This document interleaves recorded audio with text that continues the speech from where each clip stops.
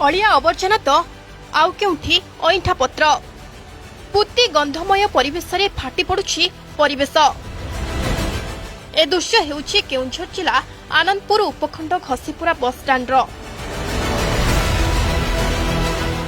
कोटी कोटी टंका व्यय निर्मित होइथिबा बस स्टाण्ड अवस्था शोचनीय होई पड़िछि। एठारे कार्यरत सफाई कर्मचारी दीर्घ दिन धरी दरमा पाउनथिबारु सफाई कार्य बंद रखिथिबा अभियोग करिसंती।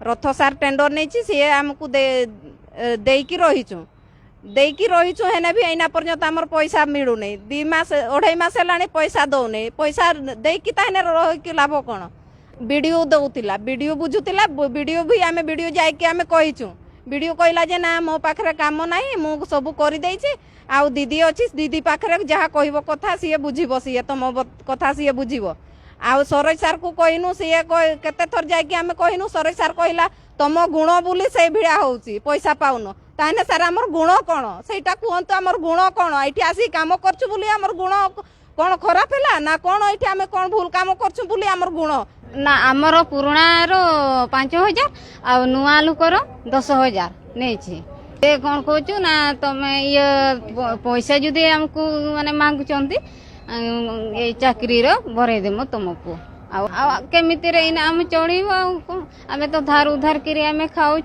सब आड़े दुकान फकान आम बाकी धारती अच्छी धार उधार करी आम खाऊँ इना आम कौन चाहूँ आम पैसा आम को दिन आमको पाइब पैसा से दिन आम काम करूँ ना आम करूँ।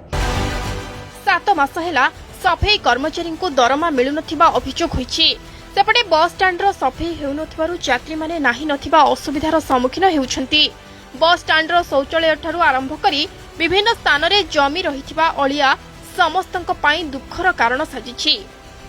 बस स्टाण्ड पार्श्व देई स्थानीय लोके यातायात करबा मध्य कष्टसाध्य होई पड़िछि।